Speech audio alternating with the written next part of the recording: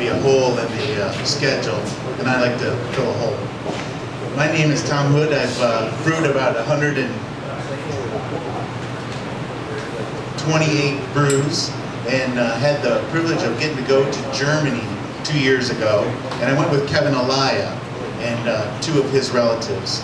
And one of the cities we went to was Bamberg, and there is 10 breweries in that town, and they are all within walking distance. Well, the last 2 you kind of stumble to them. One of the breweries we were at was St. Michaelsburg, and delicious beers there. And we were told that a beer called Keller beer was something we probably would never have heard of coming from America. And at that time, that was true. Keller beer, when we were in Germany 2 years ago, I had never heard of it. But I was just at the Winking Lizard the other day and looking at their new 2009 beer list, and lo and behold, I think it was like number 72 or number 73, St. Michaelsburg Keller beer. And I just couldn't believe it because I know what a small little brewery it was. Keller beer is in Bavaria, the southern part of Germany. There's some woods and hills and a little area where they were brewing the Keller beer. And Keller beer, we were told, was an unfiltered Pilsner. And they found in the sandstone underground, they were having technicians cutting into the sandstone, and they would go hundreds of feet deep. And the sandstone cutter spent his entire career cutting one tunnel. His whole working career was just cutting and carving the one tunnel. And that initially they stored their food there. And it was poor people and rich people having, if you can imagine, just this cave tunnel with food stacked up along the side. It'd be the Smiths and the Jones and everybody just kind of just being neighborly and kind of sharing their food and out of the same fridge. Doesn't work in my house, but it worked for Germany. But over time they started storing their beer down there, and they never filtered it. And the yeast, what I found in the Keller beer, it added a bread-like flavor that I've not really seen in any American beer. And that was one of the things that I enjoyed the most out of the beers in Germany and Bamberg and in Kellerwald was the bread-like freshness. I mean, it was just, when I came back from Germany, I would kind of say that the beers were like a fresh baked loaf of bread that day. It's just a really good way to describe it. 2 of their beers on the Winking Lizard tour this year. The one I had to talk about, I never had it till yesterday. It's a really good beer. It's got a banana, bread type. It tastes with hops, but it's a lager. But 2 of them, Mac and the Oatmeal Stout, are on the tour this year. Yeah. You said that, I apologize. No.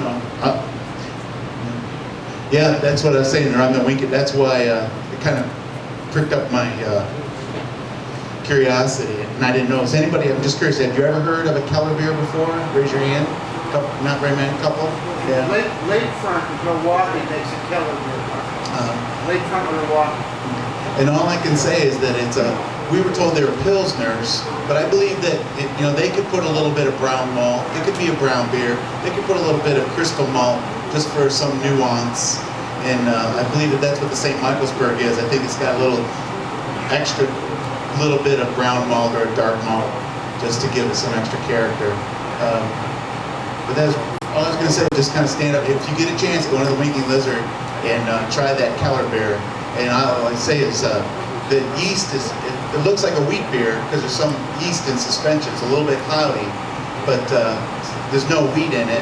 The flavor is just from the yeast itself, and it just makes it very bread-like. And I think it's probably the closest thing that you'll drink here in America to the German beer over there if you were there. There was a little bit of a difference. I would say the bottle that I had at Winking Lizard just wasn't quite as fresh as what I remembered in Germany. Hey, Tom. As long as you were in Bamberg and you got a mic in your hand, you want to talk to us maybe about some of the smoked beers that you had? Oh yes, I do want to talk about this. I was never a big smoked beer fan. There's one smoked beer or two that is like been available here for a long time.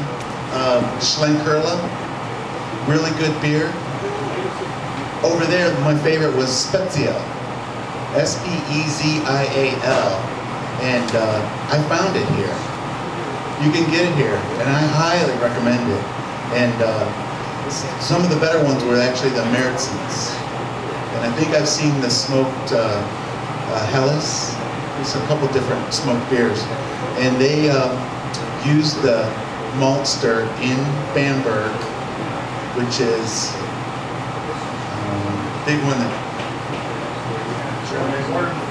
That's it, Bayerman. The Bayerman maltster in Bamberg makes the smoke malt. And they have been doing, after I listened to all of the studying and the research and the science and the engineering in making their smoked malt, I thought, I'm not going to do it on my barbecue grill or in my oven in my house. They've got it down to a science.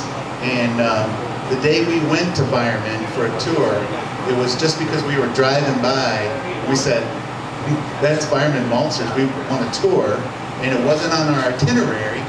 He pulled the van in, we went up, and some guy was walking around, and we tried to figure out who he was. We figured he was probably just a security guy. Turns out he's the owner of the Bayerman Malt House. The person who does the touring was off that day, but he did an impromptu tour for us and took us right in. We could walk right into the rooms where they were doing all the germination and sprouting, and the aromas would just blow you away. They were like nothing I've ever experienced in my life. And he did explain a lot about how they make the smoke malt, and it actually was birchwood, if I recall, that they had stacked up outside, and they burned that wood when they're smoking the like a Munich malt, beechwood. Yeah, something that Budweiser uses in a different way. But yeah, definitely over there, the smoked beers, I became a big fan after that. Really good fresh, really good on draft. And if you can find Spezial, I think you'll see what I mean. It's just a lot more easier drinking smoked beer than Schlenkerla. Great.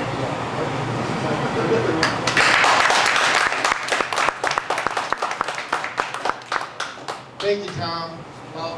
One other thing before we break. Fred, you have anything to say about your beers? Hoppin' Frog? No, you know, we're working on some new ones, but nothing to release yet. I'll probably have some news by the time we have our next meeting. Anyone else have anything to say before? Oh yeah, did someone talk about the Winter Warmer Festival? No, they haven't, Fred. You guys are having like the 3rd annual Winter Warmer Festival at Rock Bottom, February 22nd. They're closing Rock Bottom this time, and they're putting out a buffet table. So it's going to be much better. It's on a Sunday because of that. And it's one of the best festivals in that. There are no other ones this time of year, and they do it 8 hours long. So you don't have to hurry to go through to try your samples. You have plenty of time to show up, plenty of time to meander around. It's a really good festival because of that. It's like a no-stress festival. It's at the Rock Bottom at the Powerhouse in the Flats. And this year it's $30. It's February 22nd on Sunday. It's noon to 8. And there will be all the great breweries up there. So I can't wait. Where can we get tickets? Where can we get tickets? You can get tickets at Hoppin' Frog. I should have them in less than a week, they told me. And hopefully all the other breweries around here will participate. Certainly up in Cleveland, they'll be more apt to participate because they're closer. I'm guessing you'll see every Cleveland brewery up there. Last year there had to be 20, I'm guessing. And what's cool about the Winter Warmer Festival is they're perfect beers for this time of year. They're winter warmer types of beer is what are featured, which means higher alcohol. So it's kind of cool because those are more flavorful beers. I love going to the Winter Warmer Festival. They give you a nice glass too. It's a nice little snifter. They should all be so cool. You know what the format is, Fred? Is it like GABF where you go in and you can sample whatever you want? I don't recognize you. Are you Yule Gibbons?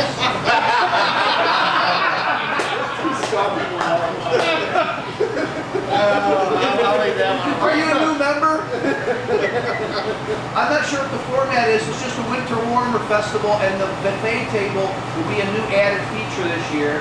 So they've upped the price from 25 to 30, but it's really one of the best deals for your money if you look at festivals.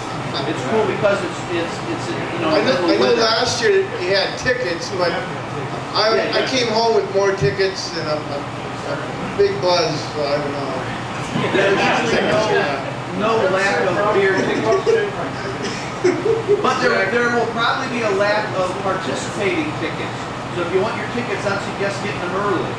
Yeah, that's one thing. Last year, me and Donna waited till the last day, decided to drive up there, and if it wasn't that Fred had one lonely ticket, and they had one lonely ticket at the ticket table, we wouldn't have got in. That's right. So, yeah, I would get your ticket in advance if you very well. How do you get tickets? You can take the Hop and Frog. I'll have it in less than a week. Okay. You can call just to make sure because we aren't always Put there. an announcement on, What's that? you put an announcement on the email. I will do that. I'll send one out on our forum when they come in.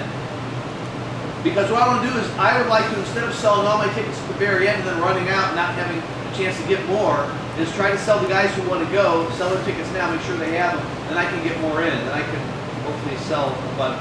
I sold the most last year. Sold 55 tickets. Woo!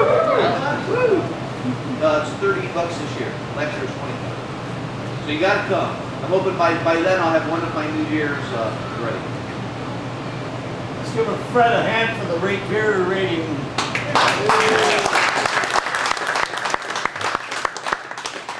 I couldn't believe it. I still don't know how they do their statistics. I was very Okay, proud. let's take social time. Put $2 in the chip pitcher. Oh, put $2 in the till pitcher. Thank you.